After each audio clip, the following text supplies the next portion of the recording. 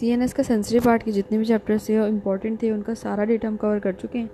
जो इतने इंपॉर्टेंट थे कि आपके पेपर में आते हैं वो सारे हमने कवर कर लिए हैं। उसके अलावा जो इतने कोई ख़ास नहीं थे उनको हमने जो है वो रहने दिया है। अब हम जो है वो motor part of sensory nervous system की तरफ जा रहे हैं, जिसमें चैप्टर नंबर 55 मोस्ट इंपॉर्टेंट है, जिसमें आपको इसका आइडिया मिलेगा कि आपका जो मोटर नर्वस सिस्टम है वो काम किस तरीके से करता है। तो अभी हम स्पाइनल कॉर्ड रिफ्लेक्सेस की तरफ जा रहे हैं। जब आप रिफ्लेक्सेस का नाम सुनते हैं तो आपने इस बात को जहन में रखना है कि रिफ्लेक्सेस में ये होता है कि जो हम जैसे अब पढ़ते हैं कि सेंसरी पार्ट में क्या होता है, हमारे पास नर्वस सिस्टम के अंदर दो टाइप की इन्फॉर्मेशन होती है, असेंडिंग और डिसेंडिंग। जो असेंडिंग इन्फॉर्मेशन होती है वो नीचे से ऊपर की तरफ जाती है और जो डिसेंडिंग होती है वो ऊपर से नीचे की तरफ आती है।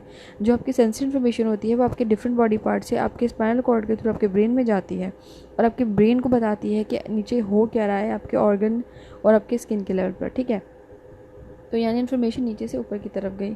अब जो डिसेंडिंग पाथवे है जो कि हम अभी पढ़ रहे हैं, मोटर फंक्शन जो पढ़ रहे हैं, उसमें जो है वो आपका ब्रेन कमांड देता है और फंक्शन करती है आपकी स्पाइनल कॉर्ड उसको मोटर रिस्पॉन्स करवाती है। कैसे कि आपका ब्रेन का काम है सिर्फ सेंस करना और कमांड देना और मेहनत सारी जो है स्पाइनल कॉर्ड कर रही होती है।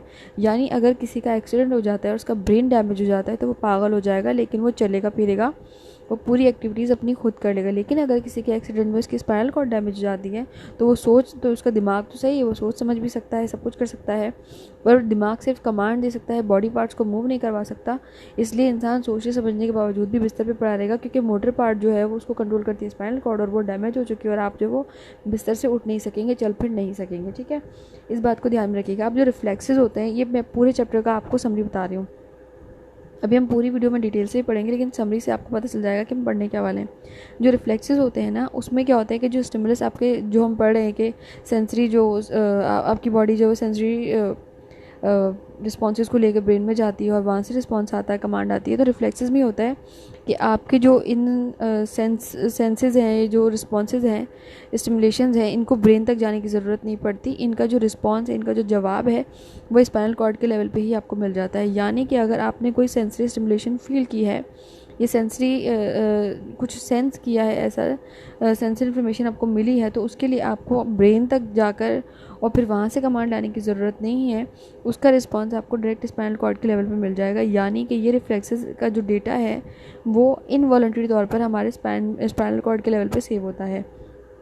यानी कुछ रिस्पॉन्सेज ऐसे होते हैं जैसे आग लग गई, कट लग गया, तो चोट लग रही है या कुछ हम पे गिरने वाला है, तो हमारी बॉडी उसके रिस्पॉन्सेज के लिए जाके ब्रेन से नहीं पूछेगी कि वो देखो मेरे सर पे ईंट आके लग रही है, मैं क्या पीछे हो जाऊं।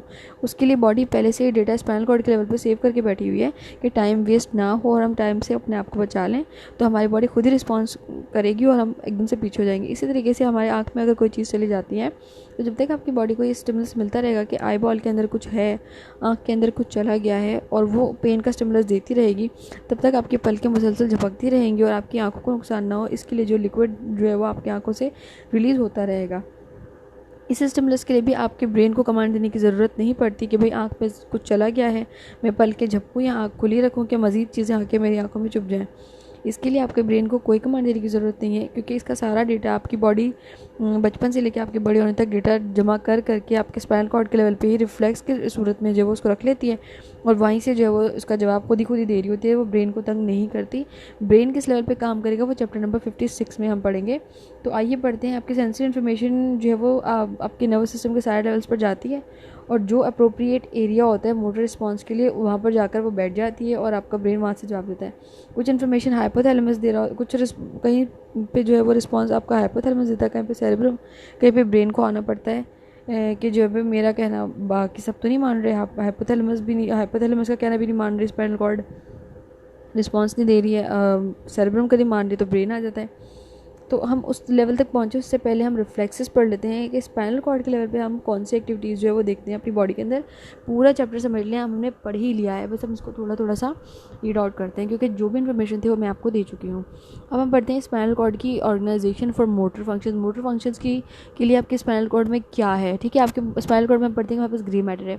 ग्रे मैटर क्या काम करता है कि सेंसरी इन्फॉर्मेशन और मोटर जो सेंसरी इन्फॉर्मेशन और मोटर इन्फॉर्मेशन जो होती है वो आपके स्पाइनल कॉर्ड के अंदर जो ग्रे मैटर होता है वो वहाँ से एक दूसरे में ट्रांसफ़र होती है। यानी इंटीग्रेशन या पाथवे का काम करता है आपका ग्रे मैटर, ठीक है। इन्फॉर्मेशन यहाँ की वहाँ करने का काम करता है आपका ग्रे मैटर। आपके ग्रे मैटर के अंदर हंड्रेड्स ऑफ मिलियंस ऑफ जो है वो न्यूरॉन्स पड़े हुए होते हैं एक साथ। तो इनको बढ़ते हैं कि आपके सेंसरी सिग्नल्स हमें पता है कि आपके पोस्टीरियर या डॉर्सल रूट्स के थ्रू जो आपके ब्रेन में एंटर होती हैं, जबकि जो मोटर वाली होती हैं वो आपके एंटीरियर लेटरल रूट के थ्रू जो है वो वहाँ से जो है वो इनर्वेट हो रही होती हैं, ठीक है, एंटर होती हैं या लीव करती हैं, क्योंकि सेंसरी इन्फॉर्मेशन एंटर होती है और मोटर इन्फॉर्मेशन लीव करती है। मोटर इन्फॉर्मेशन निकलेगी बाहर तो मसल्स जो है वो रिस्पॉन्स करेंगे ना, ठीक है। तो हम यहाँ पढ़ते हैं कि हमारे पास हर सिग्नल जो हम सेंसरी सिग्नल हमें मिलता है वो 2 सेपरेट डायरेक्शन में जा रहा होता है। 2 सेपरेट में कहाँ, एक ग्रे मैटर में जा रहा होता है और दूसरा जा रहा होता है आपके ब्रेन में। ग्रे मैटर के थ्रू ब्रेन में जाता है, तो वहाँ पे आपके ब्रेन के जो डिफरेंट लेवल्स हैं वो इन्फॉर्मेशन को हर तरफ जो है वो सेंसरी स्टिमुलस जो वो लेके जाता है। यानी पॉन्स में भी, मेड्यूला में भी, सेरेब्रम में भी, कॉर्टेक्स में भी, ब्रेन में भी, ऊपर की तरफ, नीचे से ऊपर की तरफ जा रहा है तो हर डायरेक्शन में लेके जाता है। तो सिर्फ 2 डायरेक्शन में जाता है, एक नीचे की तरफ और एक ऊपर की तरफ, 2 डायरेक्शन में आपके इन्फॉर्मेशन को लेके जा रहा होता है हायर पार्ट्स पर। तो हम ये पढ़ते हैं ये सारा कुछ जब हम डिटेल से जो है चैप्टर नंबर 46, 47, 48 और 49 में पढ़ चुके हैं। एवरीथिंग सब कुछ पढ़ लिया उसमें हमने, ये इतनी इंपॉर्टेंट है। तो हम ये पढ़ते हैं कि जो आपके सेंसरी न्यूरॉन्स होते हैं वो 2 टाइप के होते हैं, एंटीरियर मोटर न्यूरॉन्स और aside from sensory relay neurons discuss, ठीक है। जो सेंसरी मोटर न्यूरॉन्स जो हम उसमें पढ़ चुके हैं, उसमें हमने जो है वो वहाँ पर पढ़ा था कि आपके जो डॉर्सल हॉर्न पर जो है वो आपके मोटर न्यूरॉन्स पड़े हुए होते हैं।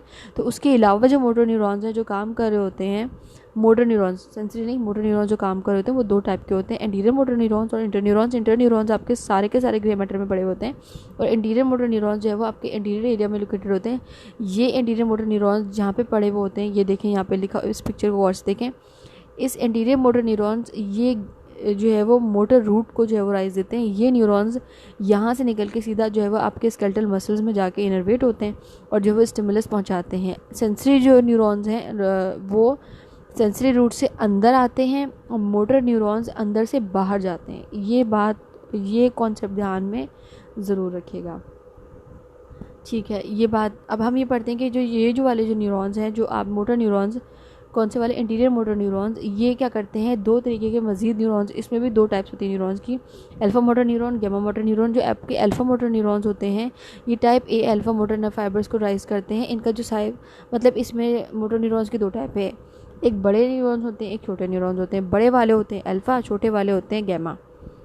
हाँ, छोटे वाले होते हैं गैमा। आपके जो मोटर न्यूरॉन्स है अल्फा वाले, इनका साइज़ क्या है, डायमीटर में इनका साइज़ है 14 माइक्रोमीटर्स इन डायमीटर और इनकी एक फाइबर ब्रांच क्या करती है, एक मसल को जो मसल में इनर्वेट होती है ए लार्ज मसल में, वो क्या करती है, मतलब जब इस न्यूरॉन का एक ब्रांच आपके एक साथ कितने मसल्स को पता है, कितने नर्व फाइबर्स को जो है वो एक्टिवेट करती है, 3 से लेके 100 एक साथ 3 से लेके 100 मसल्स, स्केलेटल मसल फाइबर्स को जो है एक साथ एक्साइट कर सकती है, स्टिमुलेट कर सकती है, जिसको हम मोटर यूनिट भी कहते हैं।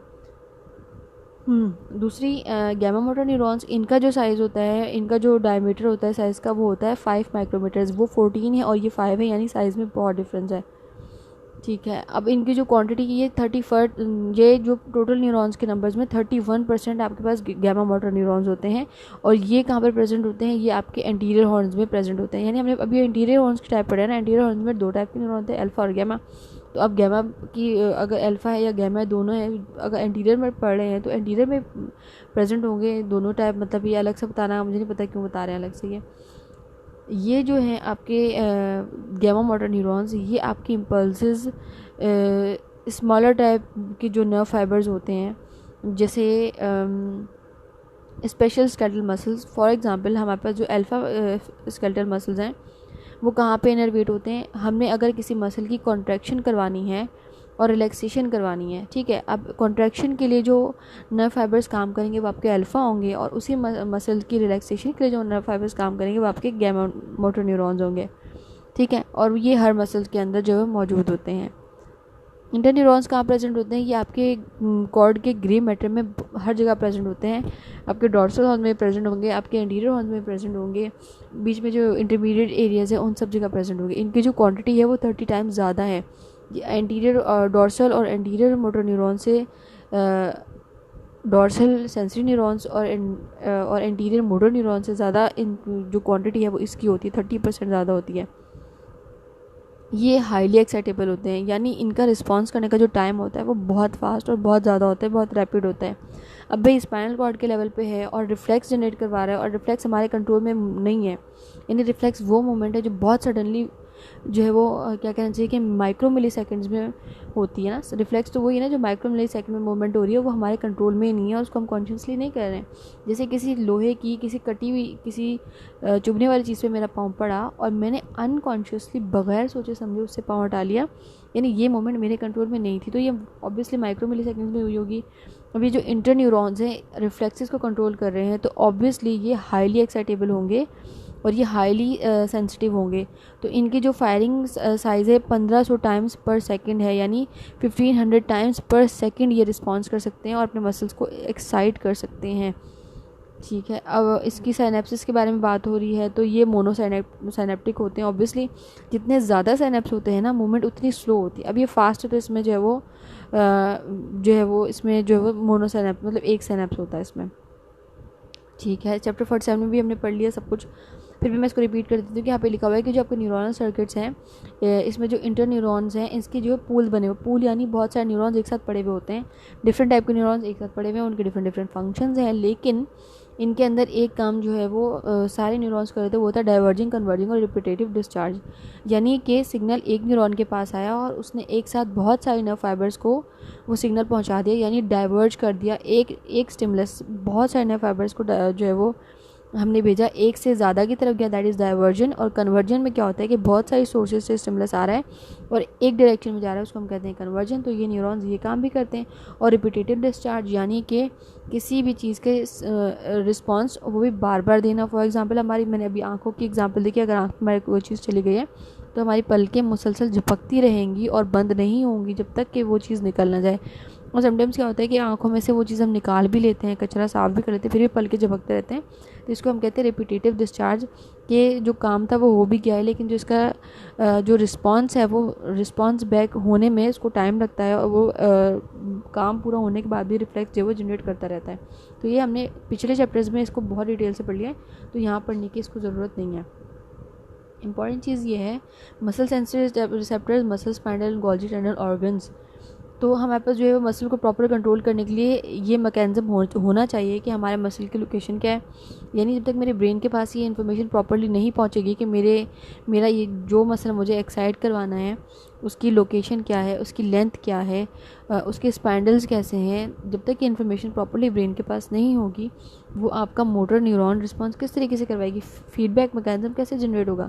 तो ये सारी जो इन्फॉर्मेशन होती है, ये सारी सेंसरी इन्फॉर्मेशन जो आपके मसल्स की है, ये फंक्शनल स्टेटस डिटरमाइन करती है कि भाई आपका ब्रेन फंक्शन किस तरीके से करेगा। तो ये जो सारी इन्फॉर्मेशन है आपके ब्रेन के पास रिस्पॉन्स करने के लिए पहुंची हुई होती है, जो आपके स्पाइनल कॉर्ड के पास होती है। इस इन्फॉर्मेशन में क्या क्या होता है, लेंथ ऑफ मसल, मसल के अंदर टेंशन कितनी है, कितनी रैपिडली जो है मसल के अंदर टेंशन इंक्रीज़ हुई, क्या स्पीड थी टेंशन की, टेंशन कितनी देर तक जनरेट रही। ये सारी इन्फॉर्मेशन आपके मसल टेंशन्स की दो टाइप के स्पेशल रिसेप्टर्स जो है वो आपके ब्रेन तक लेके जाते हैं, मसल स्पैंडल्स और दूसरे आपकी गोल्जी टेंडन। मसल स्पैंडल्स देखें दो डिफरेंट टाइप के हैं, तो दो डिफरेंट काम करते हैं। एक क्या करता है कि आपके मसल्स के अंदर जो स्ट्रेच रिफ्लेक्स है, आपके मसल अगर स्ट्रेच होगा तो आपके मसल स्पैंडल्स काम करेंगे, और अगर आपके मसल्स के अंदर टेंशन जनरेट होगी कि उसको एक ही पोजीशन जो है वो काफ़ी देर तक मेंटेन रखनी है, तो आपके गोल्जी टेंडन जो है वो स्टिमुलेट करेंगे। तो आपके मसल स्पैंडल के बारे में यहाँ पे लिखा हुआ है कि जो आपके मसल स्पैंडल है वो 3 से लेकर 10 मिलीमीटर तक लंबा होता है। अब आपका एक मसल के अंदर फाइबर्स हैं, एक फाइबर्स जो है वो बहुत सारे टिनी इंट्राफ्यूजल मसल फाइबर से मिलकर बना हुआ है। अब ये कह रहा है कि आपका एक मसल स्पैंडल 3 से 10 मिलीमीटर लंबा होता है और आपका एक मसल स्पैंडल जो है वो 3 से 12 टिनी इंट्राफ्यूजल मसल फाइबर्स को एक साथ जो वो जाके अटैच करता है और उनको जो है एक्साइट करवा सकता है या उनकी इन्फॉर्मेशन सेंस करके ले जा सकता है। ठीक है, अब ये जो सारे आपके जो मसल हैं ये इनके अंदर जो है वो एक्टिन और मायोसिन फिलामेंट नहीं होते कि ये कॉन्टैक्ट कर सकें। तो क्या होता है कि इसका रिस्पांस फिर ब्रेन तक कैसे जाएगा जब एंट्रियम और एक्टिन और मायोसिन फिलामेंट है ही नहीं। तो इसका मैकेनिज्म ये है कि जब भी इन मसल्स के अंदर स्ट्रेचिंग आएगी, इसकी लेंथ में चेंज आएगा, तो ये रिसेप्टर्स जो है वो एक्टिवेट हो जाएंगे और जाके आपके ब्रेन को रिस्पांस देंगे कि भाई ये जो मसल है वो इसको अभी अभी स्ट्रेच हुआ है, तो इसका आप पोज शुरू कर दो, यानी इसके ऊपर जो है वो रिफ्लेक्सेस जो है वो इसके ऊपर जनरेट करना शुरू कर दो कि जो है ये स्ट्रेच हुआ है, तो उसका ऑपोजिट क्या होगा कि ये रिलैक्स हो जाए। इतनी सी बात है, ज़्यादा चीज़ इसके अंदर नहीं है। दूसरा sensory information of muscle spindle. अब मैंने यहाँ पे बात की कि जब आप स्ट्रेच करते हैं तो उसका रिस्पांस कौन करता है, आपके मसल स्पैंडल्स। और जब आपके क्या बोलते हैं कि आपके बॉडी में टेंशन, मसल में टेंशन जनरेट होती है, तो आपके पास कौन से गोल्जी टेंडन्स रिस्पॉन्ड करते हैं। अब ये सेंसरी इन्फॉर्मेशन ऑफ मसल स्पैंडल्स के बारे में बात कर रहे हैं, जो कि अभी हम बात कर चुके हैं कि एक्टिन और मायोसिन इसके अंदर नहीं होता, तो इसलिए तो इसके लिए हमारे तो इसको रिस्पॉन्स करने के लिए हमारे पास एक्टिन और मायोसिन के अलावा दूसरा जो है मैकेनिज्म प्रेजेंट होता है कि जैसे आपका मसल की लेंथ इंक्रीज़ हो जाती है, अगर मसल प्रॉपर पूरी भी लेंथ इंक्रीज़ नहीं हो रही ना, तो आपके मसल्स के अंदर जो मसल स्पैंडल्स है ना, उसका जो प्राइमरी पोर्शन है, यानी जो शुरुआत वाला पोर्शन है, एंडिंग्स है इसकी बिल्कुल किनारे, अगर इनकी लेंथ में भी चेंज आएगा तो भी ये मैकेनिज्म एक्टिवेट हो जाएगा और जाके ये सेंसरी इन्फॉर्मेशन जो है वो आपके ब्रेन तक पहुंच जाएगी। ठीक है, मसल स्पैंडल्स की, यानी पूरा भी स्ट्रेच नहीं हुआ है, सिर्फ सेंसरी एंडिंग्स ही स्टिमुलेट हुई। अब आपके पास जो सेंसरी एंडिंग्स है वो दो टाइप की होती है, एक होती है प्राइमरी, एक सेकेंडरी। प्राइमरी जो है वो सबसे आखिर में होती है, एंड में, यानी किनारे पे, और सेकेंडरी होती है बीच में, जिसको हम एफरेंट एंडिंग्स कह रहे होते हैं। तो जो प्राइमरी एंडिंग्स होती हैं ये जो है वो इनके चारों तरफ जो लार्ज सेंसरी नर्व फाइबर्स जो है वो प्रेजेंट होते हैं, तो हल्की सी भी तो ये जो स्ट्रेच रिफ्लेक्स जनरेट होता है जिसको मसल स्पैंडल रिस्पॉन्स करती हैं, वो आपकी प्राइमरी एंडिंग्स पे जो होता है उसको रिस्पॉन्स करती है, सेकेंडरी वाले को रिस्पॉन्स नहीं करती। अब इसकी स्पाइनल तो इसका जो सिग्नल ट्रांसमिट करने की स्पीड क्या है ब्रेन के अंदर, वो है 70 से 120 मीटर पर सेकेंड है। जबकि आपको सेकेंडरी वाले के बारे में कह रहा है कि usually 1 but sometimes 2 smaller sensory nerve fibres type 2 fibres with average diameter of 8 micrometre innervate the receptor region of one और both side of primary endings. अब ये इसका जो डायमीटर है वो 8 माइक्रोमीटर है, इसकी इनर्वेशन जो है आपके रिसेप्टर रीजन में दोनों तरफ होती है, प्राइमरी एंडिंग्स में भी होती है और सेकेंडरी में भी होती है। अब जो आपकी सेकेंडरी वाली होती है उसको सेकेंडरी नर्व एंडिंग्स इसलिए बोल रहे होते हैं क्योंकि ये आपके इंटरफ्यूजल फाइबर्स, यानी जो आपके स्पाइनल फाइबर्स के अंदर जो इंटरफ्यूजल फाइबर्स हैं जो है वो उसमें जो जाके उसको इनर्वेट कर रही होती है। यानी देखें ना, सिग्नल बाहर से अंदर की तरफ जाता है, तो बाहर की तरफ जो नर्व एंडिंग है वो प्राइमरी है और अंदर की तरफ सेकेंडरी है। तो जो स्ट्रेच रिफ्लेक्स सबसे बाहर की तरफ आएगा उसको जो है वो रिस्पॉन्स करेगा ना ब्रेन, सेकेंडरी वाले को क्यों करेगा। अगर सेकेंडरी में भी जो है वो स्ट्रेच रिफ्लेक्स आ रहा है, मतलब जो मूवमेंट है वो जो स्ट्रॉन्ग है, तो स्ट्रॉन्ग मूवमेंट को जो है रिस्पॉन्स करने के लिए आपके सेकेंडरी नर्व एंडिंग्स काम करते हैं और हल्के फुल्के स्टिमुलस को रिस्पॉन्ड करने के लिए आपके प्राइमरी नर्व एंडिंग्स काम करते हैं। बस इतनी सी बात कर रहे हैं। अभी division of intrafusal fibres and nuclear bag और न्यूक्लियर चेन, इसको इस पिक्चर से समझ लें कि ये जो इतनी सारी जो आप ये इंटरफ्यूजल मसल्स हैं, ठीक है, ये जो आप देख रहे हैं ना गोल गोल गोल गोल, अब ये एक के ऊपर एक और जो है वो इनअप्रोप्रिएट पोजीशन में जो है वो एक के ऊपर एक जमा हो गए, तो इसको हम कहेंगे कि ये न्यूक्लियर बैग फाइबर है। और जो चेन में एक साथ जमा हुए हैं एक के पीछे एक तरतीब से, उसको बोलेंगे हम न्यूक्लियर चेन फाइबर हैं। बस इतनी सी बात है, उसके लिए ये इन्होंने इतना बड़ा पैराग्राफ दिया हुआ है। अभी ये बोल रहा है कि जो आपके प्राइमरी और सेकेंडरी नर्व एंडिंग्स हैं ये आपके मसल्स की जब लेंथ चेंज होती है उसको रिस्पॉन्स करते हैं। अब स्टैटिक और डायनेमिक लेंथ चेंज कैसे होती है आप भी सोच रहे होंगे, इसमें 2 एग्जांपल दी हुई हैं। तो स्टैटिक यानी पूरा मसल स्ट्रेच नहीं हुआ है, उसके सिर्फ नर्व एंडिंग में हल्का सा स्ट्रेच जो है वो हुआ है, हल्की सी मूवमेंट हुई है और उसी में जो है वो आपका ये मैकेनिज्म एक्टिवेट हो गया और रिसेप्टर ने जाके चुगली लगा दी ब्रेन को कि भाई ये स्ट्रेच हो रहा है मसल। डायनेमिक में क्या होता है कि मसल प्रॉपरली अच्छे तरीके से और सडनली स्ट्रेच हो जाएगा एकदम से, यानी पूरा का पूरा स्ट्रेच हो जाएगा, जितनी की उसकी लेंथ है उतना स्ट्रेच हो जाएगा और उसमें फिर जो है आपके ब्रेन के पास यानी मसल हिलता हुआ देखेंगे भी आप। उसमें ऐसे नहीं कि जो हम पढ़ते हैं ग्रेड 1 के अंदर कि हल्की सी फ्लिकरिंग मूवमेंट है, वो वाला नहीं, इसमें मसल प्रॉपरली जो है आपका स्ट्रेच होगा और फिर ये वाला रिस्पॉन्स जो आपके ब्रेन तक जाएगा इसको हम बोलेंगे कि ये डायनेमिक रिस्पॉन्स था। Control of intensity of static और डायनेमिक हमने अभी पढ़े थे कि अल्फा मोटर नर्व्स और गैमा मोटर नर्व्स, तो इसकी अब भाई स्ट्रेच तो हो गया, अब स्ट्रेच कितनी इस इंटेंसिटी का था, फास्ट था, स्लो था, स्ट्रेच स्ट्रॉन्ग था और या फिर नॉर्मल था, तो ये वाली इन्फॉर्मेशन सारी जो है ना आपके पास गैमा मोटर नर्व जो है वो लेकर जा रही होती हैं ब्रेन तक। Continue discharge of muscle spinal, ठीक है। नॉर्मल कंडीशन में भी जैसे अभी हमने पढ़ा कि नॉर्मल कंडीशन में भी जो आपने एक्साइटेशन करवानी थी करवा ली, उसके बावजूद भी आपके मसल स्पाइनल जो है वो एक्साइटेशन के लिए स्टिमुलस देते रहते हैं, यानी सेंसरी न्यूरॉन सेंसरी इन्फॉर्मेशन जो है ब्रेन को देते रहते हैं। उसको हम कहते हैं continuous discharge of muscle spinal. Muscle spinal normal condition में भी कंटिन्यूस डिस्चार्ज दे रहा है ब्रेन को, क्योंकि इनकी स्पीड स्लो होती है, तो ये डिस्चार्ज, तो इनको जो है वो रिस्पॉन्स देर से मिलता है, ठीक है। तो रिस्पॉन्स देर से मिल रहा है। अब एक ही चीज़ बार बार हो जा रही है कि सेंसरी रिस्पॉन्स हम देख रहे हैं, जिसे हमने स्पेशल वाले में पढ़ा था, एक ही रिस्पॉन्स अब बार बार ब्रेन को दिए जा रहे हैं।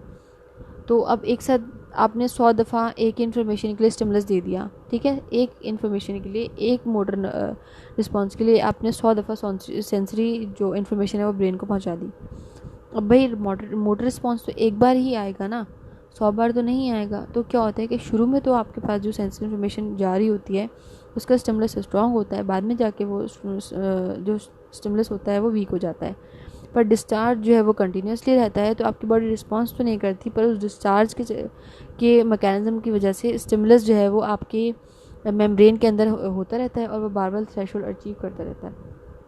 इतनी सी बात है। मसल स्ट्रेच रिफ्लेक्स में क्या कहते हैं कि हम मसल स्ट्रेच रिफ्लेक्स को इस चीज़ से जो है वो एक्सप्लेन कर सकते हैं कि मसल स्पाइनल का फंक्शन है मसल्स के स्ट्रेच होने को बताना। मतलब वही बात जो मैं पीछे कर चुकी हूँ कि जब आपका मसल स्पाइनल काम करेंगे तो आपका मसल स्ट्रेच होगा, और जब आपके गोल्जी टेंडन काम करेंगे तो आपके मसल की टेंशन के बारे में बात कर रहे होंगे। तो मसल स्ट्रेच रिफ्लेक्स के बारे में बात यह है कि जब भी आपके मसल स्पाइनल के अंदर सडनली कोई ऐसी इंफॉर्मेशन जाएगी कि पेन है या कटिंग हुई या कोई कट ऑफ हुआ है या आग की वजह से टेम्परेचर बढ़ गया है या मेम्ब्रेन बर्न होकर डैमेज हो रही है, तो मसल जो है वो इस इन्फॉर्मेशन को मसल स्पाइनल के थ्रू लेके जाएगा ताकि मसल स्ट्रेच हो और हाथ या पाँव या जो भी एरिया उस नुकसानदेह चीज़ के करीब है उसे स्ट्रेच करके और बचाया जा सके, स्ट्रेच या कॉन्ट्रैक्ट, ठीक है।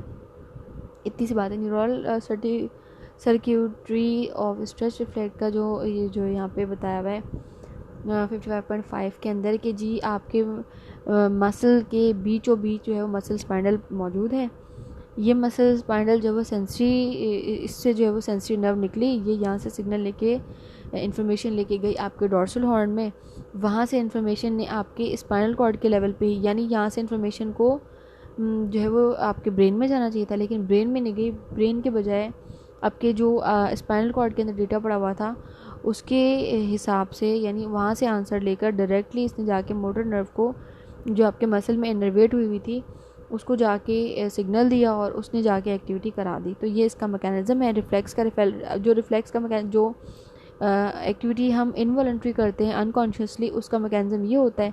जो हम कॉन्शियसली करते हैं उसमें क्या होता है कि आपकी सेंसरी नर्व यहाँ से डॉर्सल रूट के थ्रू जाती है, यहाँ से ये चली जाती है आपके बीच वाले एरिया से गुजर के आपके, अगर राइट है तो लेफ्ट साइड पे जाएगी, लेफ्ट है तो राइट साइड पे जाएगी, क्योंकि हमारा जो राइट साइड वाला ब्रेन है वो लेफ्ट साइड वाले बॉडी पार्ट को कंट्रोल करता है, और जब आपका लेफ्ट साइड वाला ब्रेन है वो आपके राइट साइड वाले बॉडी पार्ट को कंट्रोल करता है।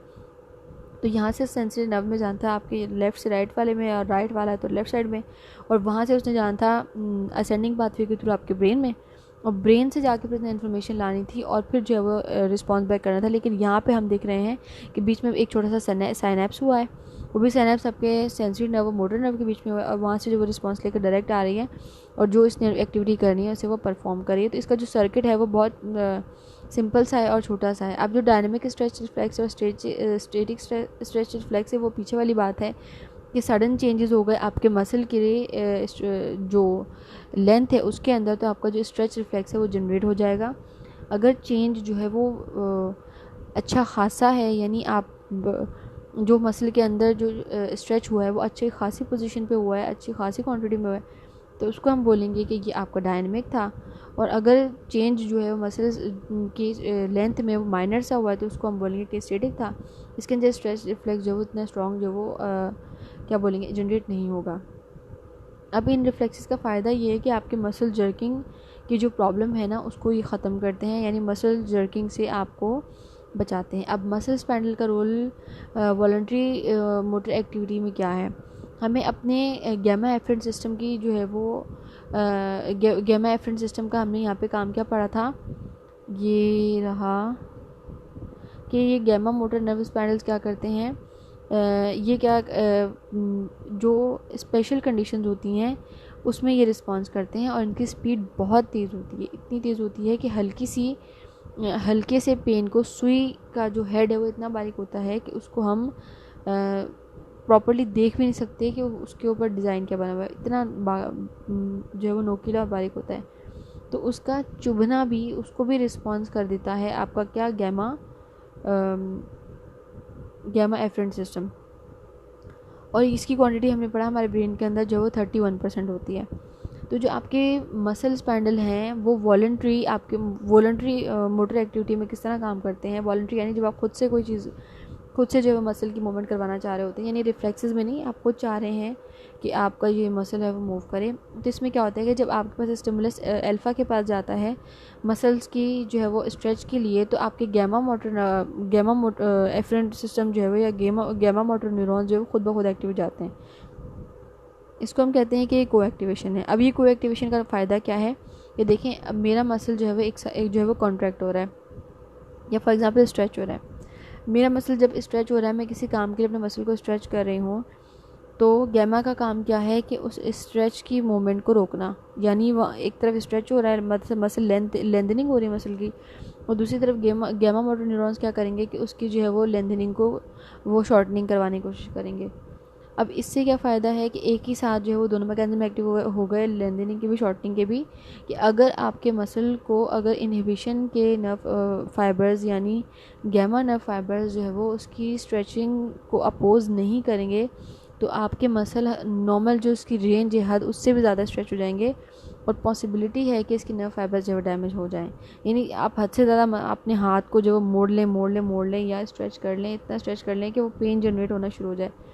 अब अगर ये अपोज ही नहीं करेंगे तो आपकी बॉडी के जो लिमिट है वो कैसे उसको जो अचीव कर सकेंगे आप। और ये मैकेनिज्म वहाँ भी काम करता है जब हम अपनी एगोनिस्ट और एंटागोनिस्ट मूवमेंट पढ़ते हैं कि एक साइड के मसल जब कॉन्ट्रैक्ट हो रहे होते हैं और दूसरी साइड के रिलैक्स हो रहे होते हैं, तो ये जो एक साथ दो काम हो रहे होते हैं वो इस को एक्टिवेशन की वजह से हो रहे होते हैं। Brain areas of control of gamma motor system, आपके ब्रेन के अंदर मतलब जो आपके गैमा मोटर सिस्टम है इसको स्पाइनल कॉर्ड के लेवल पे भी कंट्रोल किया जाता है, सेरेब्रल लेवल पे भी, बेसल गैंग्लिया लेवल पर भी, और आपके बल्बो रेटिकुलर फैसिलिटी रीजन में भी, और ब्रेन स्टेम के लेवल पे भी कंट्रोल किया जा सकता है for the sake of contractions. आपके मसल स्पाइनल सिस्टम जो है बॉडी की पोजीशन को भी जो है स्टेबलाइज करते हैं। अगर कोई मतलब इनका काम जो है वो मसल्स की लेंथनिंग, किनका, मसल स्पाइनल्स का, और शॉर्टनिंग, क्योंकि इसके पास दो न्यूरॉन्स है, एक लेंथनिंग में काम करते हैं, एक शॉर्टनिंग में काम करते हैं।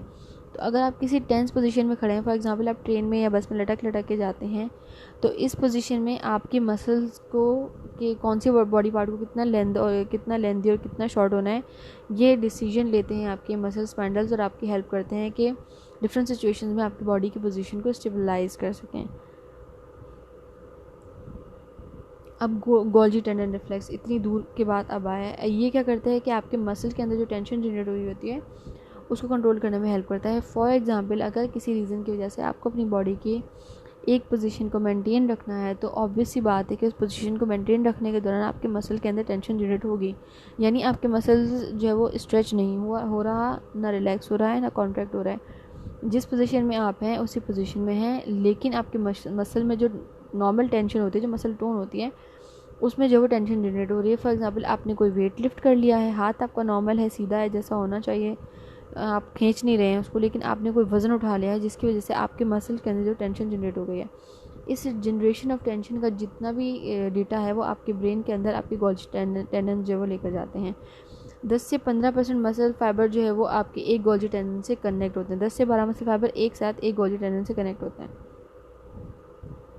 ठीक है, मेजर डिफरेंस ऑफ ठीक है, जो मैं हमने बात की कि आपका जो गोल्जी टेंडन है वो डिटेक्ट करता है आपके मसल टेंशन को, जबकि जो आपके स्पाइनल मसल्स हैं वो डिटेक्ट करते हैं आपके मसल की लेंथ के अंदर जो चेंजेस आए हुए होते हैं उनको। अब जिस तरह हमने पढ़ा कि हमारे पास जो कौन से थे वो वाले स्पाइनल मसल, जो स्पाइनल न्यूरॉन्स थे, उनके पास जो है वो अल्फ़ा और गैमा जो है वो मोटर न्यूरॉन्स पड़े हुए थे कि स्ट्रेच रिफ्लेक्स का जो डेटा है वो आपके ब्रेन तक लेकर जाए। ठीक है, अब इस तरीके से आपके गोल्जी टेंडन के पास भी जो है कुछ नर्व्स होंगी। तो अभी गोल्जी टेंडन के पास हैं 1B नर्व फाइबर्स, जिनकी जो साइज़ है डायमीटर है 16 माइक्रोमीटर है डायमीटर में। ये थोड़े से स्मॉल होते हैं, छोटे होते हैं। जो इनकी नर्व प्राइमरी एंडिंग होती हैं वो मसल स्पाइनल के मुकाबले में थोड़ी सी छोटी होती हैं, क्योंकि इनका जो चेंज जो इनको देखें, जो चेंज इनको डिटेक्ट करना है वो भी तो छोटा सा है ना, क्योंकि मसल की टेंशन जो है नज़र नहीं आती। स्ट्रेच भी नज़र आता है, कॉन्ट्रैक्शन भी नज़र आती है, रिलैक्सेशन भी नज़र आती है, लेकिन जो टेंशन मसल में जनरेट हो रही है उसमें मसल की लेंथ में चेंज नहीं आया है, पर उसकी टेंशन में चेंज आया है। तो उसके लिए उतना ही, क्योंकि जितना बारीक काम है उसके लिए भी उतने ही छोटे नर्व फाइबर्स जो है वो चाहिए होंगे। तो वो जो नर्व फाइबर्स हैं वो आपके जो मसल स्पाइनल्स थे उससे जो है वो छोटे होते हैं, किसमें, गोल्जी टेंडन्स के अंदर।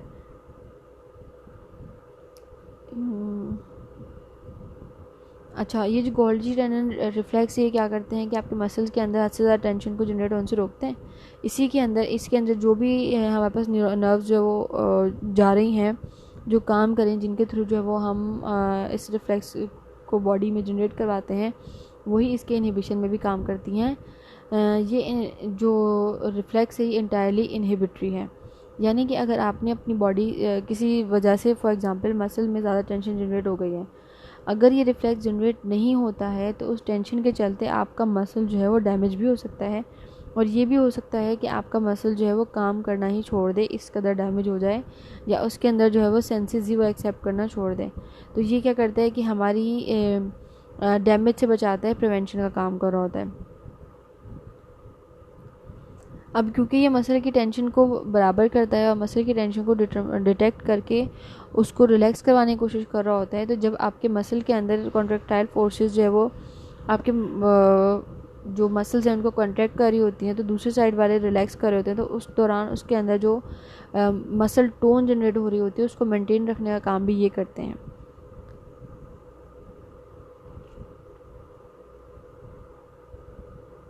अब हमारे ब्रेन के अंदर जो रिफ्लेक्सेस जनरेट होते हैं वो तो हमने पढ़ा कि हमारे स्पाइनल कॉर्ड के लेवल पे होते हैं, लेकिन ये मसल स्पाइनल तो हमारे पूरी बॉडी में जहाँ पे मसल्स हैं वहाँ पे प्रेजेंट है। तो इनको आपके जब रिफ्लेक्सेस जनरेट करवाने होते हैं तो आप स्पाइनल कॉर्ड के लेवल पे जो है वो इनको कंट्रोल करते हैं, और जब आपने वॉलंटरी मूवमेंट करवानी होती है तो आप उसको ब्रेन के लेवल पर यूज़ कर होते हैं, यानी हायर रीजन पर यूज़ कर होते हैं। फ्लेक्सर रिफ्लेक्स क्या होता है? फ्लेक्सर रिफ्लेक्स या इसको विड्रॉल रिफ्लेक्स भी कहते हैं, या इसको पेन रिफ्लेक्स भी कह सकते हैं। इस रिफ्लेक्स के 4 नाम है: flexor reflex, withdrawal reflex, nociceptive reflex या पेन रिफ्लेक्स। अब जो पेन रिफ्लेक्स इससे डायरेक्ट हमें समझ में आ जाती है, तो इसका नाम अक्सर नोसिसेप्टिव रिफ्लेक्स का पढ़ा जाता है, जो कि चैप्टर नंबर 47 में हम डिटेल से पढ़ के आए हैं इसके टाइप्स सेंसरी रिफ्लेक्सेस में।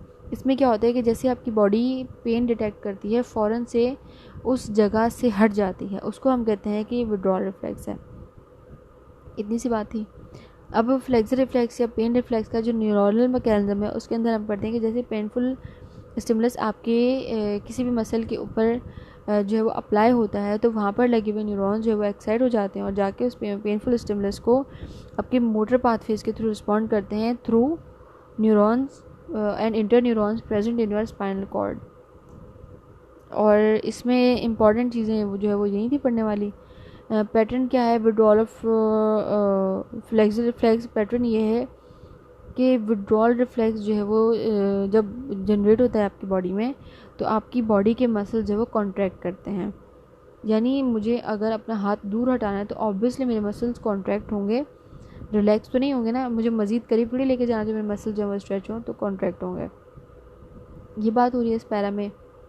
और क्रॉस एक्सटेंसर रिफ्लेक्स क्या होता है कि आपके जब जैसे कि मुझे अपनी बॉडी को आग से दूर करना है, फॉर एग्जाम्पल आग लगी हुई है और मुझे अपनी बॉडी को दूर करना है। अब सबसे पहले हीट जो है वो मेरे राइट वाले लिम्ब ने जो है फील की है, तो उस इंफॉर्मेशन को जो जिस स्पीड से राइट वाला लेग रिस्पॉन्ड करेगा उस स्पीड से लेफ़्ट वाला लेग रिस्पॉन्ड नहीं करेगा, यानी रिस्पॉन्स तो एक साथ ही आएगा लेकिन उसमें मामूली सा डिफरेंस होगा। यानी हीट मेरे लेफ़्ट लेग में फील हुई है तो सबसे पहले रिस्पॉन्स करेगा लेफ़्ट वाला लेग, लेकिन मैं एक टांग से तो नहीं भाग सकती, मुझे दोनों ही चाहिए। जो आपका दूसरा वाला लेग रिस्पॉन्स करेगा, इसके बीच में जो टाइम का जो गैप आता है वो होता है 0.02 से लेकर 0.5 सेकेंड का आता है स्टिमुलस का। यानी दोनों लेग पे एक साथ स्टिमुलस पहुंचता है, लेकिन जहाँ पे पहुंचा है वहाँ से लेके और जहाँ दूसरे वाले तक में जो डिफरेंस होता है वो 0.05 सेकेंड का होता है। तो इसको हम कहते हैं कि क्रॉस एक्सटेंसिव रिफ्लेक्स है, जो बीच में जो टाइम जो होता है डिफरेंस होता है। अब न्यूरल मैकेनिज्म क्या है क्रॉस एक्सटेंसिव रिफ्लेक्स का? हम ये पढ़ते हैं कि जब हमारे वही जो बात हमने अभी की है कि जब हमारे राइट बॉडी पार्ट में को कंट्रोल करता है आपका लेफ्ट ब्रेन होता है, और लेफ्ट बॉडी पार्ट को कंट्रोल कर रहा होता है आपका राइट ब्रेन। तो जो इस वजह से जो क्रॉस एक्शंस जो हो रहे हैं, राइट का काम लेफ्ट कर रहा है, लेफ्ट का राइट कर रहा है, इसके अंदर जो बीच में जो टाइम लगा है, इसको जो है वो मैकेनिज़्म जो है वो हम इसका ऊपर डिस्कस कर चुके हैं। इसके बारे में हम ये पढ़ते हैं कि इसका रिस्पांस जब तक जनरेट नहीं होता, जब तक 200 से लेके 500 मिलीसेकंड तक सेम इंटेंसिटी से पेन जो है वो पेन का स्टिमुलस हमें ना मिलता रहे। ठीक, इतना सा जो है वो इसका इतना पढ़ना कॉमन है। अब रेसिप्रोकल इनहिबिशन और रेसिप्रोकल इनर्वेशन का मकसद क्या है कि जब हम